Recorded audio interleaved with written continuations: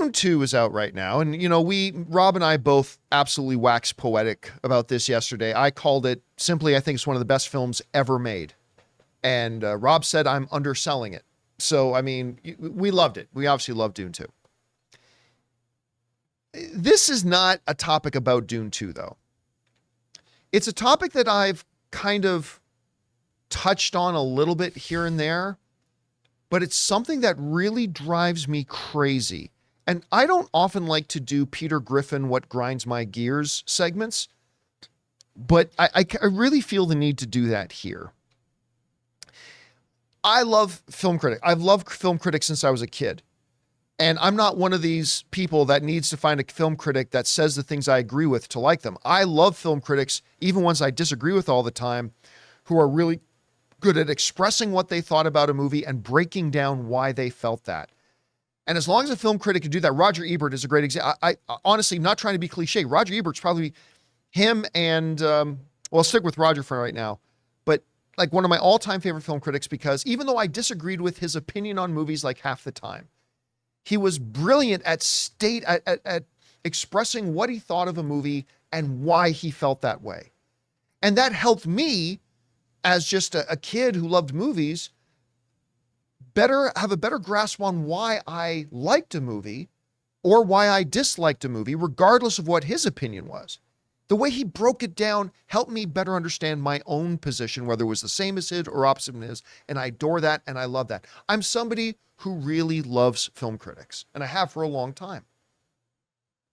But from time to time, there is a habit or a behavior that some film critics, you know what, probably all film critics at one point or another, even though I don't count myself as a film critic, I'm going to raise my hand and admit guilt in this myself. We've all done it. Some do it more than others, but we've all been guilty of it. This habit of not reviewing a movie based on the movie, but rather reviewing a movie based on whether it did my preconceived idea of what this movie should do, be, who should be in it, who shouldn't be, and what should the message be. And quite frankly, that has no place in film criticism. We touched on this a little while ago when the John Wick spin-off series, The Continental, came out, right? I did not love The Continental. I thought it was okay. I didn't love it. It certainly had some pros and cons, whatever. But I got really infuriated reading some critics who were like 0 out of 4, 2 out of 10, whatever. And I'm not talking about every critic that disliked it. I'm saying there were certain critics then that would write that. And then when I would go in and read their review, it came down to, yeah, this was good, and this guy was good, and this was good, and this was good, and this was good, and this was good, and this was good. And I'm going through, okay, yeah, but why do you hate this movie, this show so much? And it comes down to it. They just really hate Mel Gibson. And listen, that's okay. You're allowed. Certainly, Mel Gibson has done enough stuff that if you don't like Mel Gibson, you're justified to not like Mel Gibson. If you do, great. If you don't, that's fine. Nothing wrong with that. But when you're a film critic and then you're going to evaluate a show based on the fact that there's just a guy who happens to be in it and you don't like that guy, then what are you doing? You're not reviewing the show anymore. Now you're just reporting your own anti-Mel Gibson agenda. Now you can say to me, but John, like, what if that just Mel Gibson being there really, really took them out of the show? Then fucking recuse yourself from reviewing it. I had a real problem with Chris Brown because, he punched a woman so many times in the face it put her in the hospital and the pictures came out and her face looked like a side of beat beef. And he had some little like World's Greatest or some little dance movie coming out after that. I could have reviewed that movie and then said, this movie's shit, but I didn't. I just knew I wouldn't be able to objectively review the film, so I just didn't watch it and I didn't review it. Never said anything good about the movie, never said anything bad about the movie. I'm not saying I handled the situation right or wrong. I'm just saying, hey, if there's something that is going to clearly bother you so much that you're not going to be able to just watch a movie or a TV show for what it is and then evaluate it for what it is, then don't be a film critic or don't review that one thing. Do what judges should do when there's a conflict of interest. Recuse yourself. Just let somebody else review that one. I bring that up because of a review that I read of Dune 2. Now, granted, I love Dune 2, and this is about somebody talking crap on Dune 2, but believe me when I tell you this has nothing to do with the fact that it's Dune 2 or they're talking crap on this. It's just this same piece of behavior. Because on CNN, they had somebody write this thing. We can bring this up, Jonathan. A person by the name of Noah Berlatsky. Now, let me be very clear. I don't know Noah. For all I know, if I knew and recognized Noah and read all their other stuff, they might be my favorite film critic. I am not trying to pick on Noah. This isn't about Noah. This is a habit that I see a lot of people do. I myself have been guilty of it. So please understand, I'm talking about a trend here. I'm not talking about this individual who could be fantastic and wonderful, and I'm not saying anything negative about them, okay? I'm just talking about a trend that I see. And in this opinion piece of Dune, how it falls into a familiar and telling trap. You go on reading and you understand Noah is upset. I'm not going to even call them by their names. You say the critic is upset. The writer is upset that Dune 2 wasn't what it should have been. Dune 2, if you read the article, should have had a strong anti-colonization message told from the point of view of those who are colonized, not the colonizers. Now, there's a nobility to that sentiment, for sure. I'm not going to argue that. But that's not what Dune is. Dune is the story of Paul Atreides, or at least a part of the Dune story, is a story of Paul Atreides and the tragedy that happens to his family and what happens for him ascending to the heights that he ascends to. And as I read more and more, I say, they really missed the boat on this because they should have done this and they should have done this and it should have been a message about this. And here's the thing. This is what it boils down to.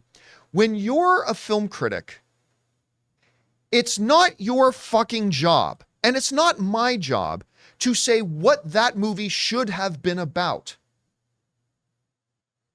If all you're going into a movie, and this is true of film fans as well, it's not just confined to critics, but I expect more from critics. This is true of all of us as film fans as well. If you're only going into a movie and you've predetermined what this movie should be about, I want to hear a message that I already agree with. That's what I'm going into this movie for. I want to hear a message of something that I believe and I think, and if you do it, great, and if you don't, then you've done something wrong. Then you're not reviewing movies anymore. At that point, it's not art.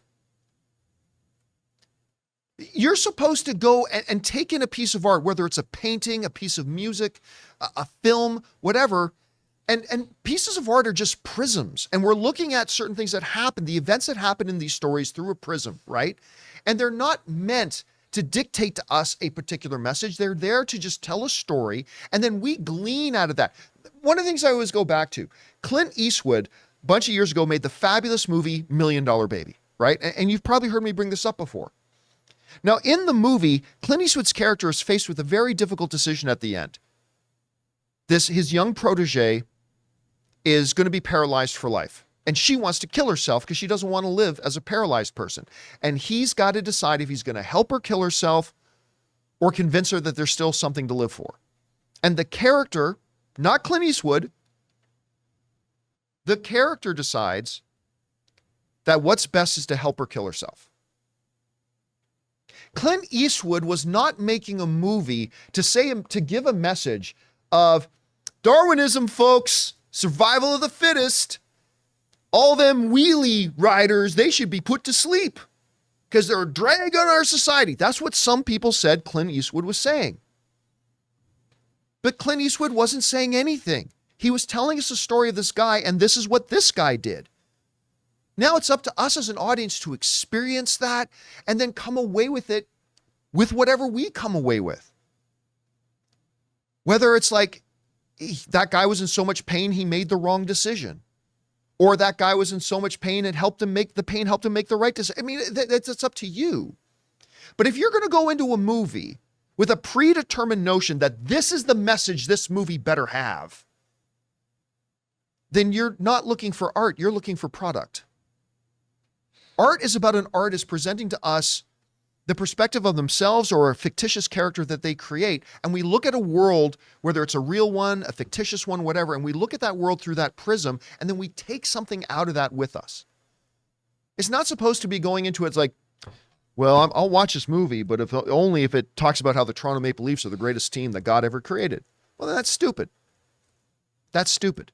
You're not actually reviewing films anymore. And listen, I'll tell you what, it is just as bad to me as these half-brained fucktwits who is like, there's a black person in this. Bleh. Like, it's the same principle. If you're only going into movies and you're already ascribing to it what it better say this and it better do this, then you're not actually a film fan. You're not. And you certainly shouldn't be a film critic. Talk about the things that the decisions that characters make that you disagree with. Oh, in the movie this happens and it really burned me inside. Like when the villain did this, I really felt this burning inside because of blah, blah. And that's the type of thing art should do. And that's the type of stuff that Roger Ebert, Leonard Maltin, some of the greats were always great at doing. Expressing how this made me feel inspired and this made me feel sad and this made me angry and this made me this. That's art is supposed to be, and movies are supposed to be, an experiential event. And the moment that we get film reviews like this that are just like, I think they should have done this, then you're not looking for art. You're looking for a plastic apple to put on your counter. You're looking for a product. You're not looking for art. Every piece of art ever made comes with a perspective and comes with a point of view, comes sometimes with a message, sometimes not, but it's not about whether it's the point of view or the message that we agree with or the one that we think they should do. It's supposed to make us feel something. And then we can draw morals from that depending on our own perspectives. But anyway, I just saw that again, and it burns me when I see this sort of thing. And I'm seeing people from both sides of like the political aisle do it. They're doing it in different ways. But it's really frustrating to me as a film fan. Let artists make their art. Let studios make movies, and then let's feel how we feel about it. There's a moment in Reacher, season 2, for those of you who've watched it, and a lot of you have, where Reacher and his team have a bad guy dead to rights. He's unarmed. He's been the mastermind behind a whole lot of stuff. He's unarmed. They've got him in a living room. They've all got their guns on him and all that kind of stuff.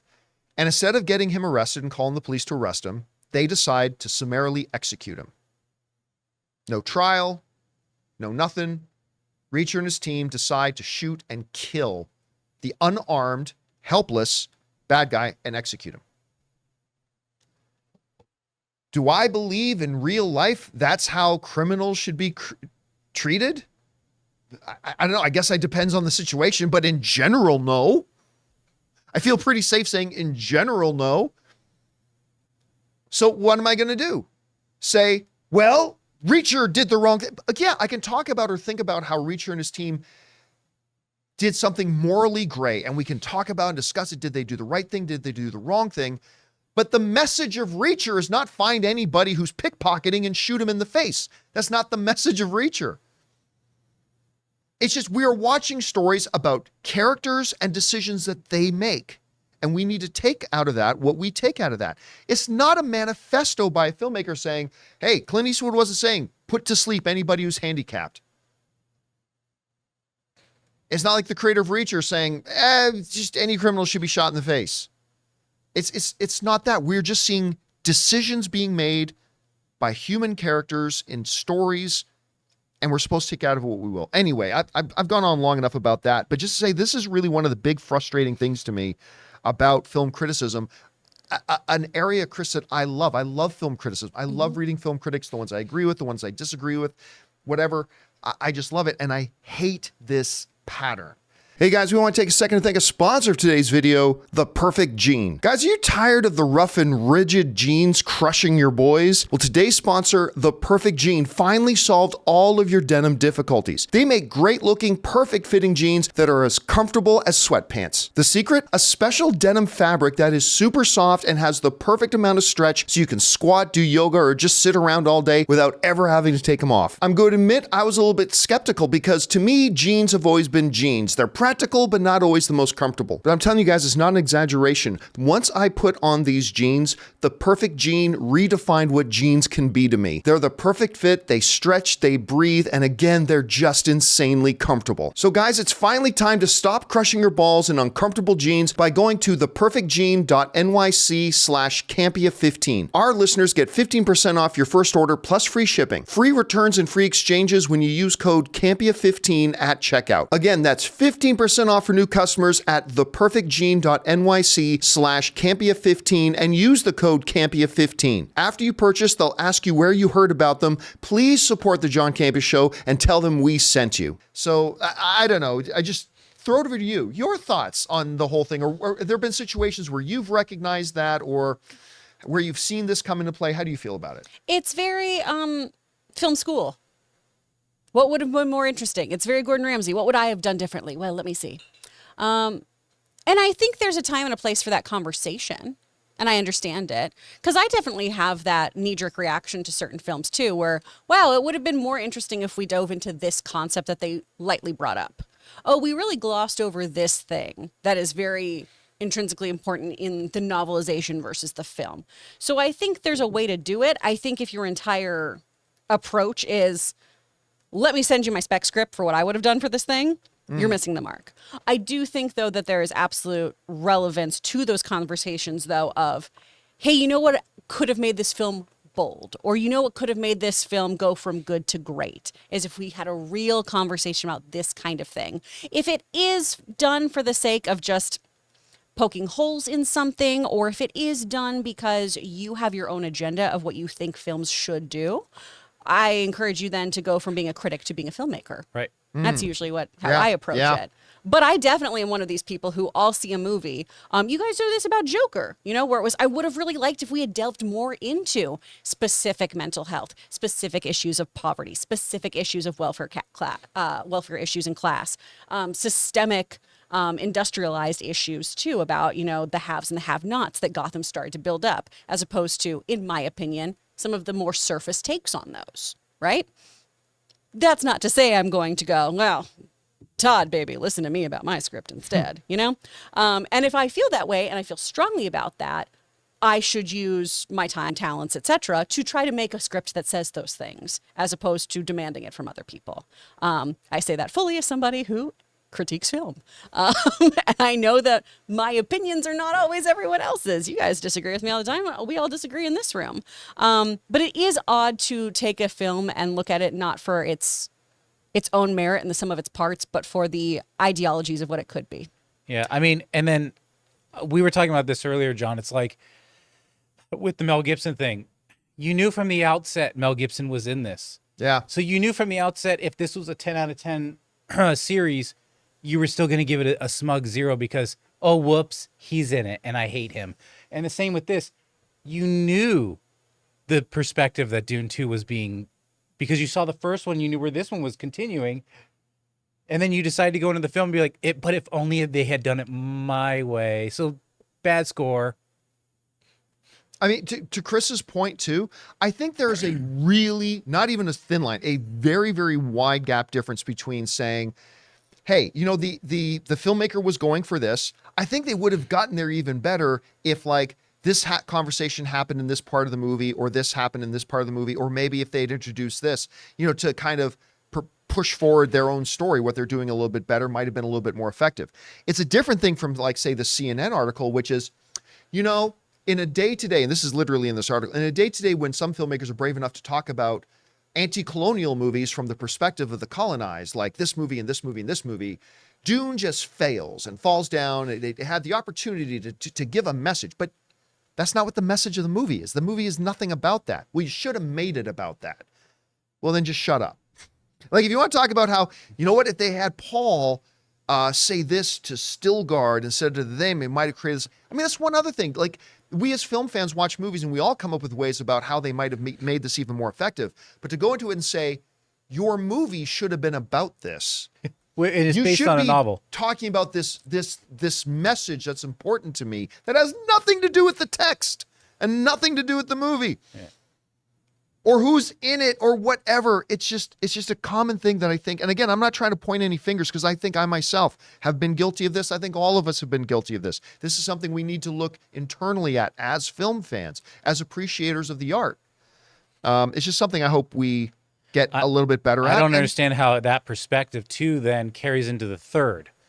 With Yeah. how that doesn't make any sense. You clearly have not read Dune Messiah if you think that should have been the message of the movie. Because I still don't think people are going to like Dune Messiah. Anyway, guys, that's just my rambling rant on this. It's something that hit me, and I just really wanted to talk about a little bit. And that's my annual Peter Griffin's Grind My Gear segment. Hey guys, thanks so much for watching this video. Make sure you like the video, leave a comment, and subscribe to our channel. And don't forget, we have a daily podcast called the John Campea Show podcast, available on Apple Podcasts, Spotify, or your favorite podcasting app of choice. Go and subscribe to it today so it'll be there when you need it.